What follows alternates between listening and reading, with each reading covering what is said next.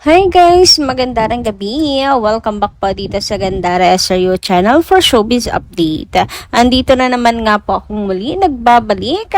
Ang nagmamaganda ninyo kachismosang Kim Pao. Wala na nga pong iba ang lokaret na si Gandara upang maghatid sa inyo ng latest update and fresh happenings patungkol kina Kim Chiu and Paolo Avellino.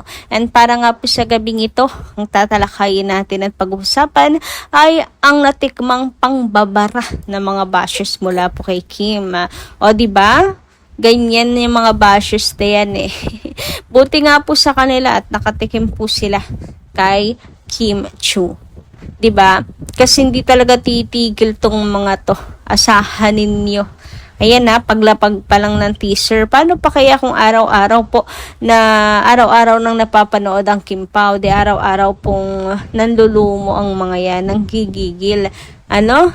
Ewan kung tatagal pa ba yung buhay nila kapag kalaging ganyan. Mas pinipili po nilang mas stress at magpaka-toxic. Anyway, bago tayo mag-start sa mga di pa nakasubscribe sa ating channel, maaari lamang na pindutin po ninyo ang subscribe button natin at notification bell na nariyan po sa baba para mag-updated po kayo at ma-notify tuwing may bago po tayong chika at balita hinggil sa Kim Pao. Basta mga balita po na may kinalaman kina Kim Chiu and Paolo Avellino, sagot na nga po natin yan. And eto na nga, simulan natin ang ating chikahan dito sa pangbabatikos kina Kim Chiu. So, siguro naman napanood nyo na at nakita yung post from the bashers na kung saan magiging fluff nga raw ang series na The Alibay dahil nga sa naging lindol na senyales na hindi katanggap-tanggap senyales na magiging fluff ito na pati daw po kalikasan tutol dito. Ano naman kayang katutol-tutol sa Kim Pao's project? Unang-una, wala naman silang tinatapakan. Pangalawa, trabaho po ang lumapit sa kanila. Pangatlo,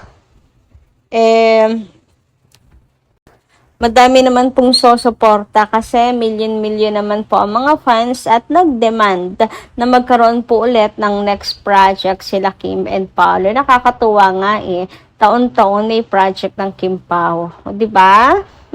Kakatuwa nga na yung mga projects nila Kim and Paolo ay siya pong tunay talaga siya pong tunay na kumikita. Siyempre, damay na yung kanilang co-workers and hindi rin po kuripot sila Kim and Paolo. Napaka-generous nila pong dalawa. And kung paano nila mahalin yung kanilang craft, yung kanilang passion, 'di ba? Kung paano sila ka-dedicate sa project na to at the same time, wala naman pong kamuhi-muhi sa The Alibay. Bashes lang naman kasi dala po ng inggit. 'Di ba? Anyway, sa paglapag ng teaser ng The Alibay, abay agad nga po itong pinag-usapan na talagang viral po agad ang The Alibay. Makikita nyo nga rito na ilang hashtags nga po ang nag-trending sa X. So, narito nga po trending ang Kim Pao The Alibay teaser. Trending din po si Paolo Avellino. Trending din po si Kim Chiu. So, teaser pa lamang po ito ha. And tama nga yung sinabi na pag-uusapan talaga ang Kim Pao. Laman na naman ang balita ang Kim Pao kasi bongga talaga. Ito pong bongga talaga yung inilabas. Kaya pala sobrang proud sila dito sa sa The Alibay na gawa nila Kim and Paolo. Ito po ilang pa lang kuha, pero grabe, ma-excite ka. Andyan yung hotness ni Kim, ni Paolo, yung mga questions, sino ang kalaban, questions, ano ang isusolve, questions, ano ang magiging papel ni Stella Marie, ayan, bakit parang willing ang atake. Alam niyo yung seryoso kasi si Paolo Avellino dito na parang talagang serious po yung sinosolve nila dito. ano ba yan, crime or may hinuhuli lang, ganto ganyan. So, and it's, ano po ito, suspense romance. So, isa po yung romance sa talagang kaabang-abang dyan.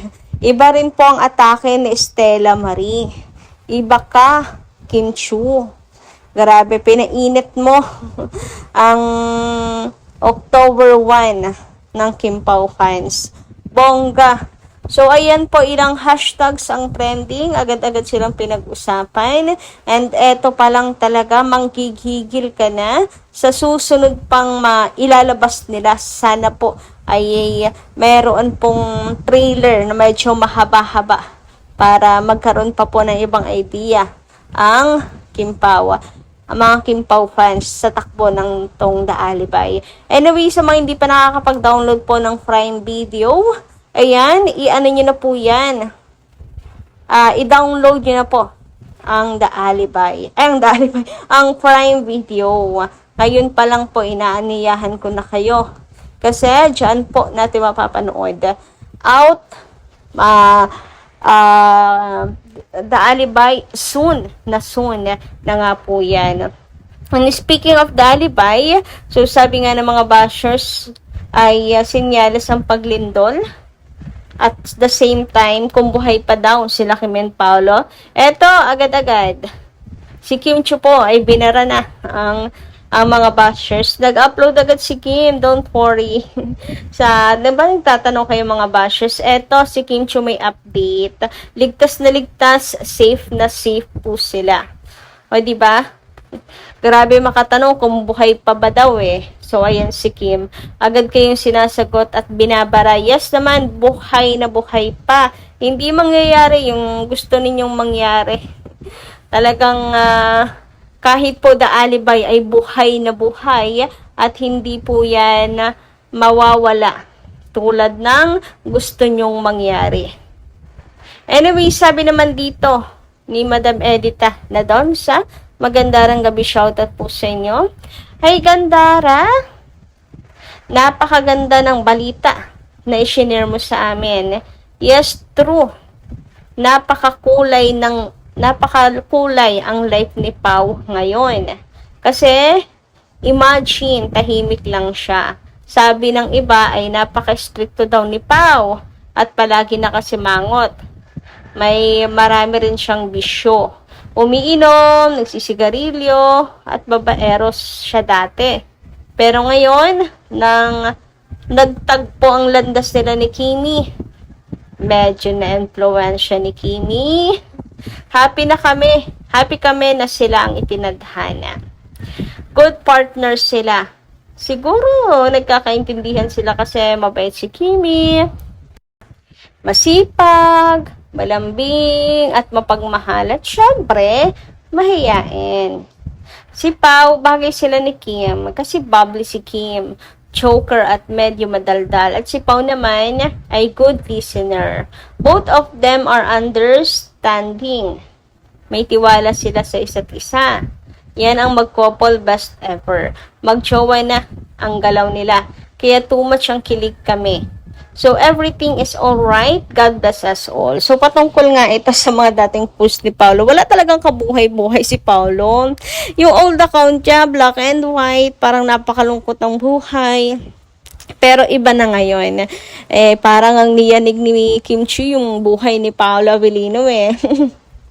Biglang nagbago sa isang iglap ang buhay ni Paolo. Naging makulay na, mas naging masigla ang buhay ni Paolo na parang biglang nagkaroon ng direksyon ng buhay ni Paolo. Hay nako, medyo, tahimik pa rin naman siya, but at least lumalabas yung kulit. Nakikita ng mga tao yung kanyang other side, like joker side, ayan, mapang-asar side. Kasi ngayon, trip na trip talaga niya pong asarin si Kim Chu.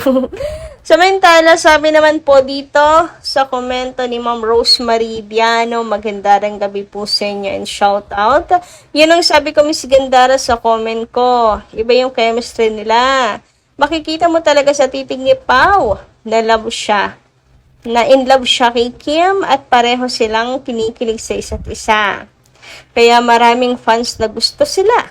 Si Paulo kasi, ine-express niya sa titig ang gusto niyang sabihin kay Kim. Kaya nga, sabi ni Kim, sa interview nila, sa Media Coin, nang may love will make you disappear about titig. Kaya tinanong ni Kim si Paulo, kailan mo ba ako tinititigan? Sabi ni Pau, kung may intent daw. Kung gusto na nilang kumain, kung kung mag-script, reading sila, kaya nga kinikilig ang mga kasama nila.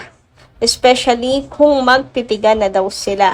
Pero hindi rin makatagal si Kim. Okay, yung parang pangungusap ni Paolo Avellino is pagtitig. Ibang klase rin nga si Paolo, no? Salip na umimik dinadaan sa titig. Paano hindi kakayanin? Paano tatagal nga naman yan si Kim Chiu, di ba? Ang mga mata ni Paolo ay talaga naman pong tunay na nangungusap. Kahit mag-perform sila out of town, makikita mo talaga sa video, may times na iba talaga ang tingin ni Pau kay Kim. Kaya nga dun sa Cebu, nung nag-perform sila, pag tinitigan ni Pau si Kim, sabi ni Kim, in Bisaya, na napod na iyang tinanawan ay, meaning, in Tagalog, nandyan na naman titig niya. Natutunaw si Kim sa titig ni Pau, kaya sabi ni Wilma Dasens, hindi daw kinakaya ni Kim ang titig ni Pau. Sabi ni Kim, hindi daw madaldal si Paulo, kaya dinadaan sa mata yung daldal niya. Meaning to say, expressive yung eyes niya. Nangungusap ng mga mata. In other term. Yes, true kayo dyan. And yan yung ating na-obserbahan din po kay Paulo. Anyway guys, hanggang dito lang muna po ating update. Thank you so much po sa inyong pakikinig. Kita-kits po muli sa susunod dating mga chikas. Marami pong salamat.